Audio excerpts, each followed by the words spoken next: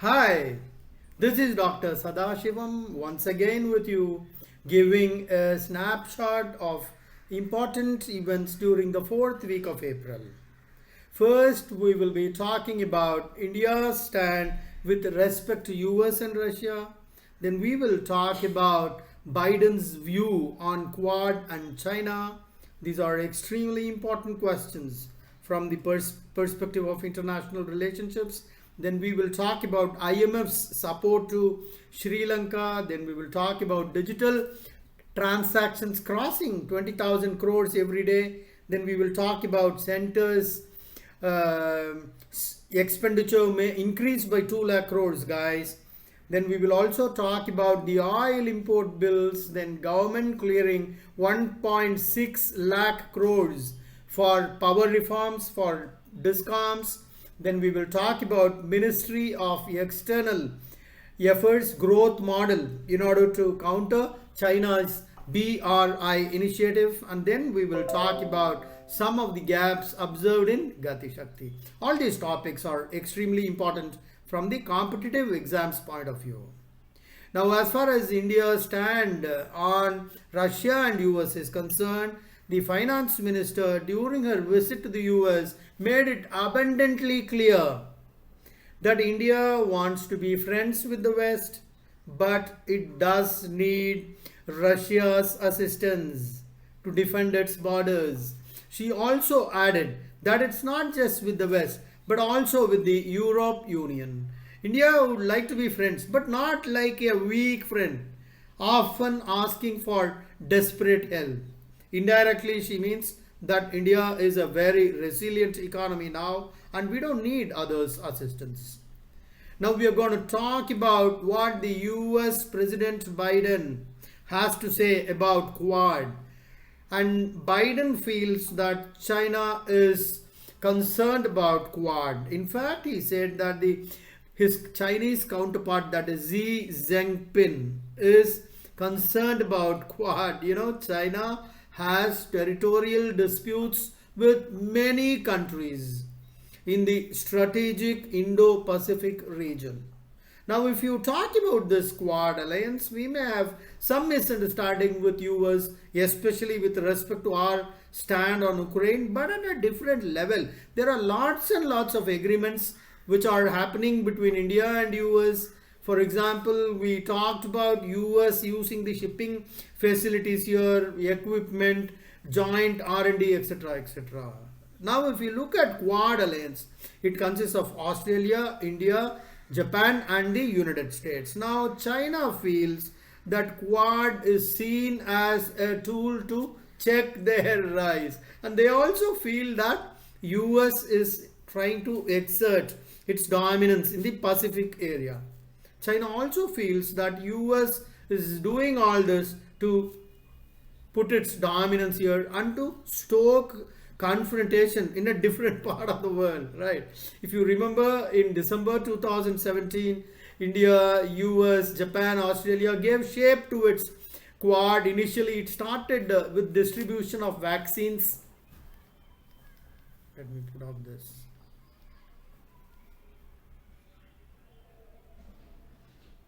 Let me put it on the aircraft mode.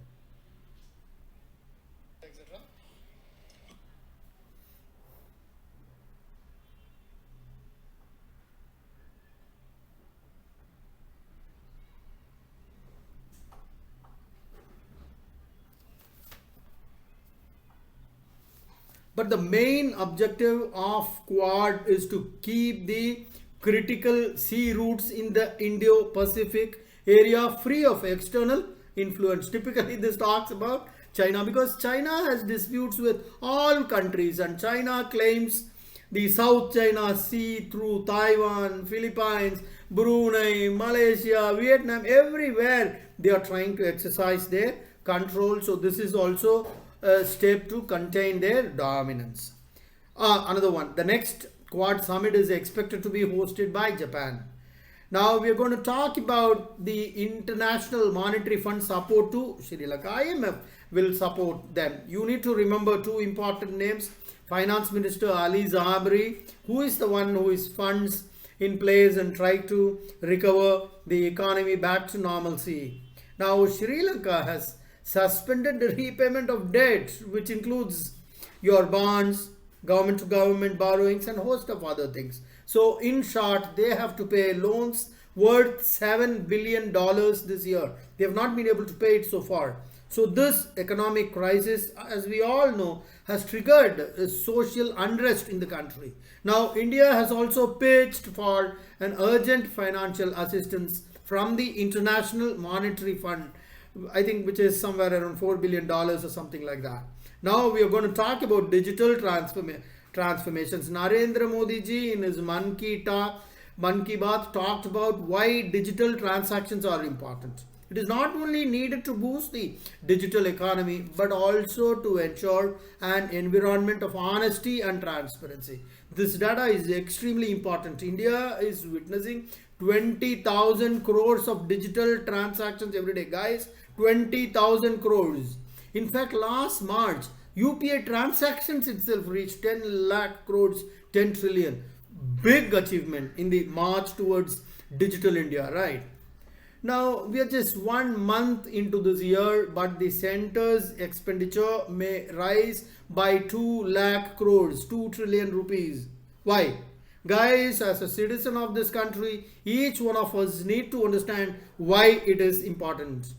Just as being a responsible family member, when the family is going through a crisis, every member in the family has to shoulder that burden. And the same thing holds good for citizens of any country also. Now there is an additional expenditure of 2 lakh crores. How? That is because of higher food and fertilizer subsidies at this point of time.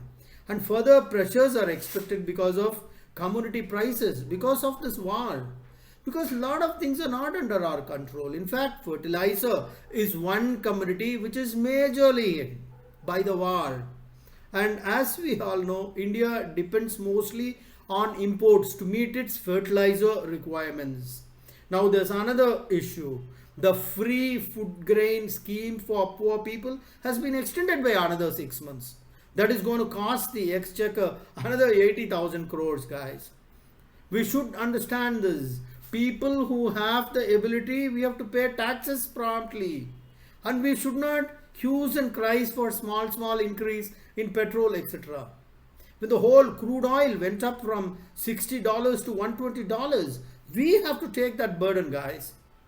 Now, just for information, because we are talking about centers spending, I'm not going to give you complete data, but a bird's eye view, a snapshot.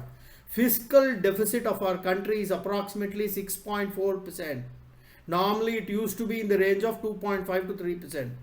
Fiscal deficit is the difference between our income and expenditure. For example, if you're getting a salary of 1 lakh rupees salary, but your expenses are 1,20,000. This is, how the government expenditure is more than the income, and that is fiscal deficit. Now, if you look at broadly the receipt, where is this money coming from? Approximately 22 trillion from revenue receipts, 20 from tax receipts, which is, and then other corporate, etc. Disinvestment is important. This year, the target is somewhere around 0.6 trillion rupees, which is approximately 60,000 crores from disinvestment. Very important question. Now, we will go to the next one, oil import bill. The oil import bill has doubled during the last year. The total import of oil was $120 billion. Year before last, it was only 60. It has literally doubled. You should also know that India is the third biggest oil consuming and importing nation. Third largest, right? So look at $60 billion. The bill has already gone up to $120 billion. The reason is oil has already crossed $100 billion, and there was a time when it even touched $140 per barrel, guys. Now government is clearing 1.6 lakh crores for reforms for various discoms. Discoms means distribution companies, right? For 12 states, the government has announced. It includes Jammu Kashmir, it includes smart meters, cutting losses, cutting gap between supply realization. All that is being done just to ensure financial viability to the discoms. Discom means distribution companies. Out of this, 88,000 crore is for smart meters alone, because that will control your billing inefficiencies, your theft, etc. etc. Tamil Nadu will be the biggest recipients. Now, to counter China's BRI, MEA has launched a platform, TDC, Trilateral Development Corporation. BRI is a very, very important from China's perspective. This corridor cuts through Pakistan, all across till Afghanistan. I will be putting up a separate video. It is of a very, very strategic importance to China. To counter that, India has also started some kind of a TDC, which is Trilateral Development Corporation. Now, private sectors with the state support can come for big investments in the Indo-Pacific region. Now, this global innovative partnership was launched with the United Kingdom. Remember, there was a meeting between our Prime Minister and Boris Johnson. It was during those meetings all these things were finalized. That's what we are talking about. Some kind of cooperation towards all these things. Because some kind of a collaboration.